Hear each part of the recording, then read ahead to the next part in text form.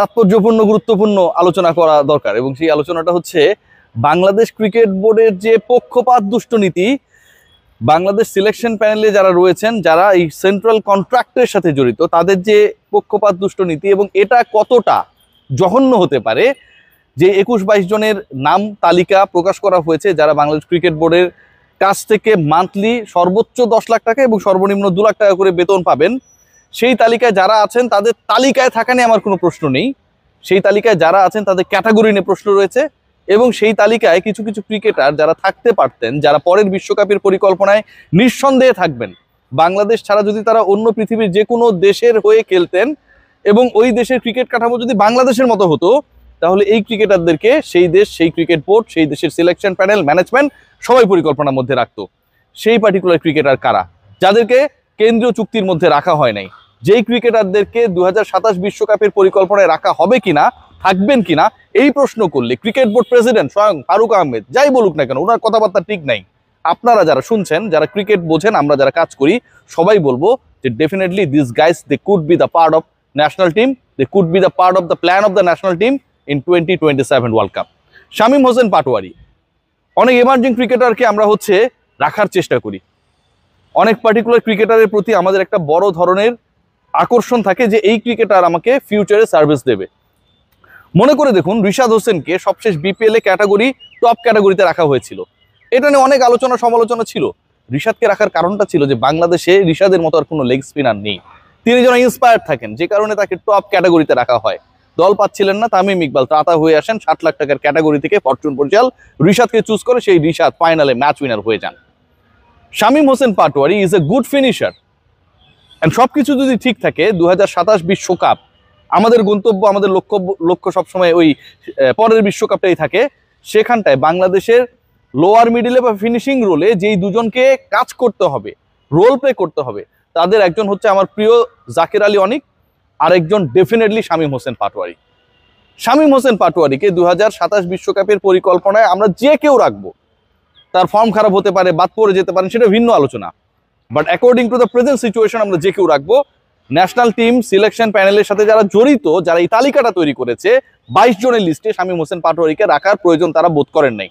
শামীম হোসেন পাটোয়ারিকে 1300 কোটি টাকার cricket board প্রতি মাসে 2 লাখ টাকা দিতেই গরিব হয়ে যায় ভাই, তারা ডিফল্টার হয়ে যায়। তাদের অবস্থা যেন, বাংলাদেশে অনেক কোম্পানি রয়েছে না, ঋণ নিয়েছে কিন্তু শোধ করে নাই, এখন আসামিরা পলাতক, খুঁজে পাওয়া যাচ্ছে না, সেই অবস্থায় যেন বাংলাদেশ ব্যাংকের, বড় বড় ব্যাংকগুলোর ঋণ খেলাপিতে পরিণত হয়ে যেত বাংলাদেশ ক্রিকেট বোর্ড যদি তার 1300 কোটি টাকার এফডিআর ভাঙিয়ে শামীম পাটোয়ারিকে বছরে 24 লাখ আর মাসে 2 লাখ করে টাকা দিত। মাহিদুল ইসলাম অঙ্কন তুলনামূলকভাবে দুর্বল টিমে খেলেছিলেন সবশেষ বিপিএল। আমার সবসময় প্রশ্ন ছিল যে সে নিচে ব্যাট করে কেন, এই ছেলেটা আর একটু উপরে ব্যাট করলে তো ঘটনাটা অন্যরকম ঘটতে পারত। আমার যতটুকু মনে পড়ে খুলনায় হয়ে খেলেছিলেন তিনি সম্ভবত, তাই না? তো এই মাহিদুল ইসলাম অঙ্কনকে আপনারা যদি খেয়াল করে দেখেন, তার মধ্যে সেই ট্যালেন্ট রয়েছে যিনি মিডল অর্ডারটাকে ধরে রাখতে পারবেন। আপনার 27 ওয়ার্ল্ড কাপের পরিকল্পনায় মাহমুদুল্লাহ রিয়াদ নেই, 27 ওয়ার্ল্ড কাপের পরিকল্পনা আপনার ডেফিনেটলি মুশফিকুর রহিম নেই, মাহিদুল অঙ্কন তো আপনার সেই পরিকল্পনার অংশ হতে পারতো। শামীম পাটোয়ারি, মাহিদুল অঙ্কনরা ভাই কোটি কোটি টাকা কামায় না ইয়ারলি। আপনি তাকে চুক্তিতে রাখা মানে অনেক বড়লোক করে দিবেন সেটা না, চুক্তিতে রাখা মানে আপনি সেই মেন্টাল ফ্রিডমটা দিবেন যে আমার মাস গেলে সংসার চালানোর জন্য অথবা একটু ভালোভাবে চলার জন্য টেনশনটা নেই। বিসিবি সেটাকে লুক আফটার করছে, বাংলাদেশ ক্রিকেট বোর্ড কোনো কিছুই লুক আফটার করে না। এই যে ক্রিকেটারদেরকে আপনারা এখানটায় রেখেছেন, আবার আপনারা বৈষম্য করেছেন, যে বৈষম্যটা অসাধারণ বৈষম্য। খেয়াল করে দেখবেন যে লিটন কুমার দাস, তিনি রয়েছেন ক্যাটাগরি এতে, এবং এ ক্যাটাগরিতে তিনি মান্থলি পাবেন 8 লাখ টাকা। লিটনের বিদ্বেষী আপনারা মনে করতে পারেন, বাট আমার স্ট্যাটটা একটু শোনার চেষ্টা করবেন। 1 বছরে লিটন কুমার দাস কত টাকা পাবেন? 1 বছরে লিটন কুমার দাস পাবেন 96 লক্ষ টাকা, 1 কোটি টাকার কাছাকাছি ট্যাক্স যদি অ্যাড করা হয়, রাইট? আমার তার আর্ন নিয়ে কোনো সমস্যা নেই, কিন্তু লিটন কুমার দাস যিনি 1 কোটি টাকা 1 বছরে আয় করবেন, সেই লিটনের গত 47টা আন্তর্জাতিক ইনিংসের পারফরমেন্স কি? 10টা টেস্ট ইনিংস, 13টা ওডিআই ইনিংস, 24টা টি20 ইনিংস, 10 + 13 23 আর 24 যোগ করলে হয় 47 ইনিংসে একটা 50। আপনি তাকে রেখেছেন ভাই এ ক্যাটাগরিতে, আপনি তাকে মান্থলি 8 লাখ টাকা, বছরে আপনি 96 লাখ টাকা দিবেন, ট্যাক্স সহ সেটা আরো বাড়বে, আপনার কোনো আপত্তি নেই।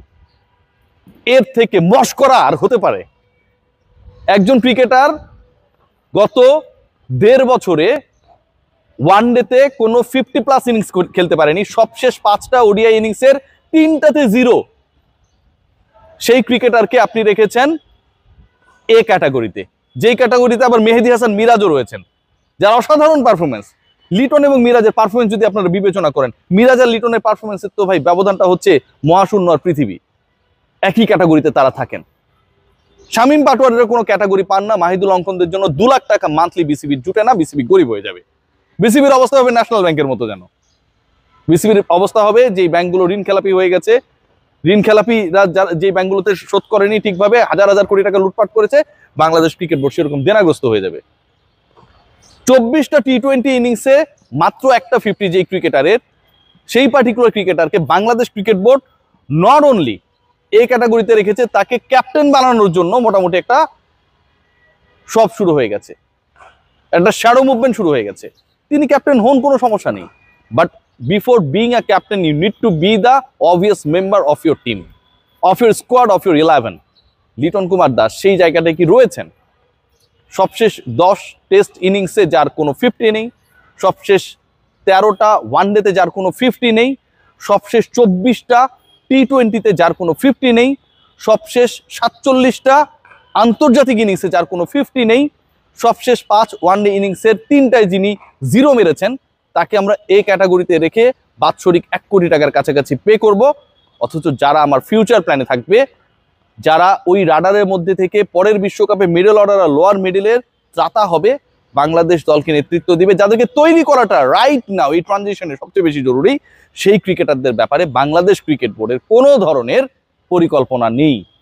বাংলাদেশ সিলেকশন প্যানেলে যারা দল সিলেক্ট করবে, মুশফিক মাহমুদুল্লাহর জায়গায় যাদেরকে ঢোকাবে, যারা ওই প্ল্যানে থাকবে এবিসিডিতে, তাদের ব্যাপারে কোনো পরিকল্পনা নেই। আমি জানি এই কন্টেন্ট করার পর অনেকে আমাকে ফোন করবে, অনেক ধরনের যুক্তি দেওয়ার চেষ্টা করবে, এই কারণে ও নেই, ওই কারণে ও নেই। ভাই, এই গল্পগুলো করার জন্য ডোন্ট কল মি প্লিজ, এগুলো করেন না। শামীম পাটোয়ারি, মাহিদুল অঙ্কনরা সেন্ট্রাল কন্ট্রাক্ট ডিজার্ভ করে, আর লিটন কুমার দাসও এই ক্যাটাগরি ডিজার্ভ করে না। সবাই ভালো থাকবেন।